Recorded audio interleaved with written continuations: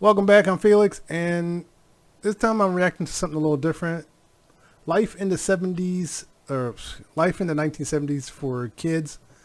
I was born in 76, so we'll see. And don't forget to like and subscribe. Oh, the 70s. What a decade to be alive in. This was a time when cars, music, clothes, and everything was different. If you were alive back then you got to experience life as it really was. We were fortunate that we did most of our idiotic things long before the internet. There was never any fear of someone recording us and then seconds later uploading it to share with the world. Technology in the 70s was relatively simple. Many kids had a close-and-play record player along with some 45 records to play. Polaroid cameras were another cool item to have. You did not have to wait 2 weeks to see your photos. The photograph magically... I think Polaroid is still around in some form. I think they tried to do some kind of digital thing. They moved to something else, but I think they're actually still around. Appeared after 60 seconds of anticipation. No, I'm thinking Kodak. I think Polaroid is gone. And remember the Panasonic AM/FM wrist radio? It made listening to music fashionable. If you wanted to speak to someone, you either picked up the rotary phone and gave them a call, or you went over to their house. You certainly didn't have Facebook or Instagram to hide behind. If the person you wanted to speak with was away, then you wrote them a letter. Back then, it was very common to have a pen pal or two. I think they still have pen pals. I think they still do the prison pen pal stuff. I don't know if they do it by email now, but I think they still have pen pals. A 1970s summer weekend might consist of a family drive to your local ice cream shop for a tasty treat.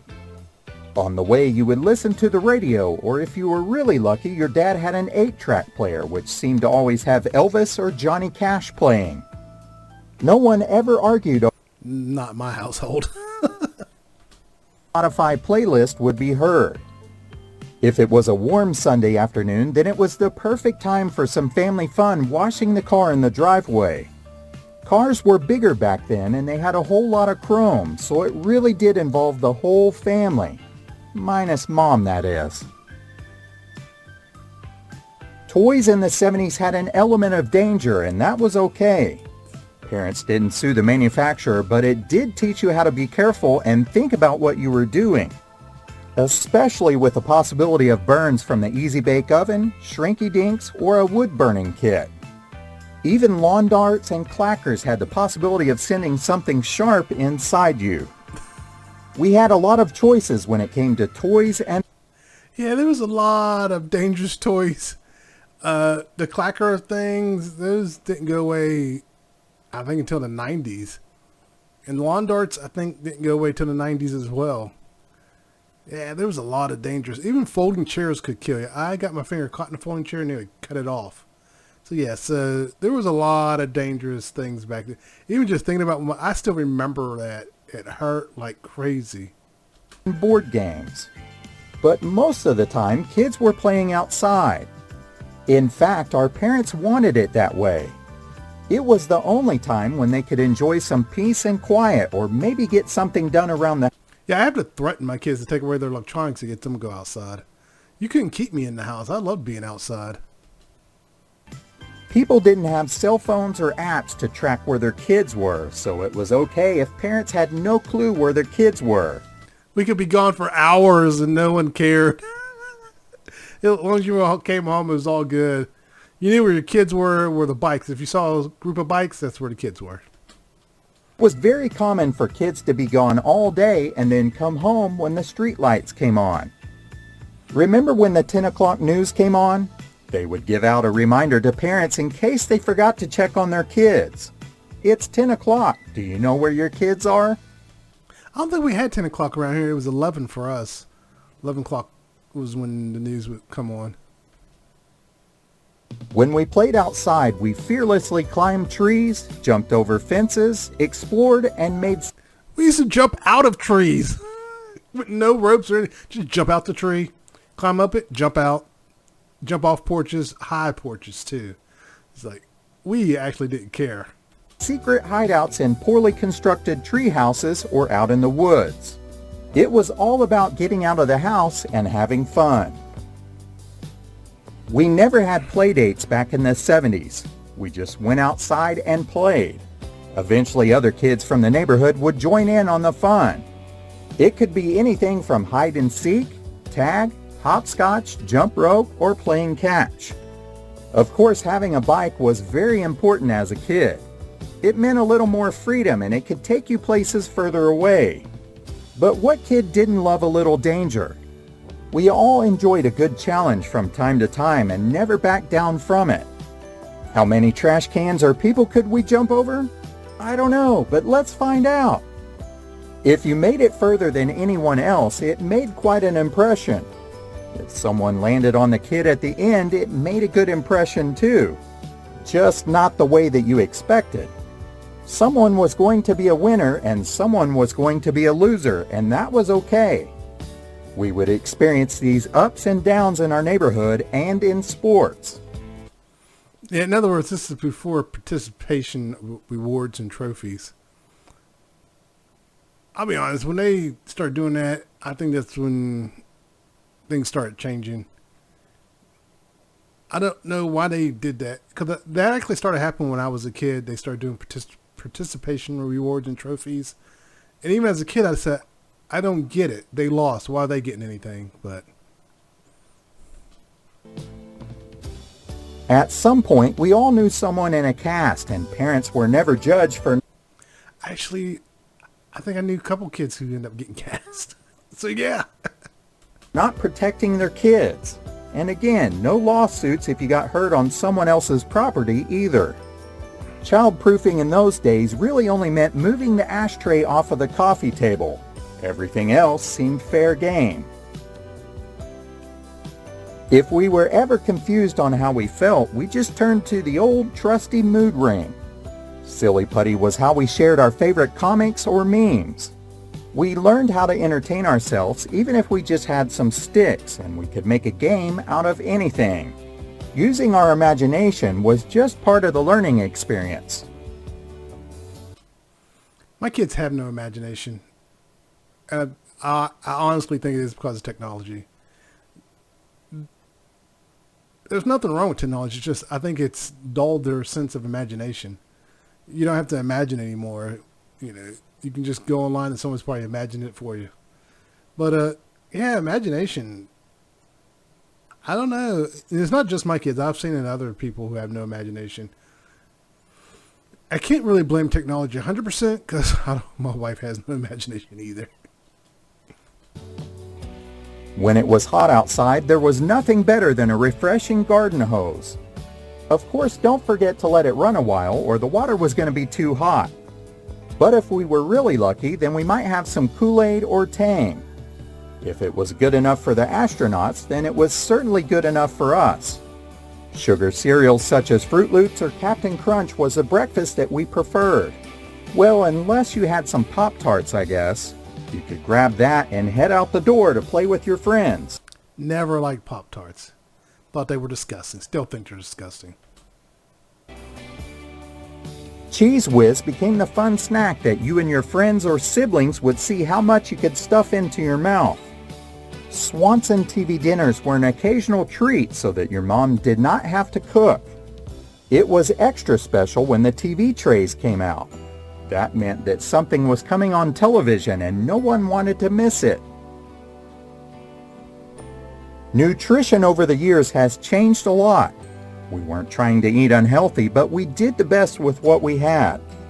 The crazy thing was that people seemed to be thinner, and perhaps because they were outside and more active. We did not have kids with peanut allergies or strawberry allergies, so sandwiches made with these... Actually, that's a lie. Peanut butter allergies and strawberry allergies is not new. It's just we test for it now.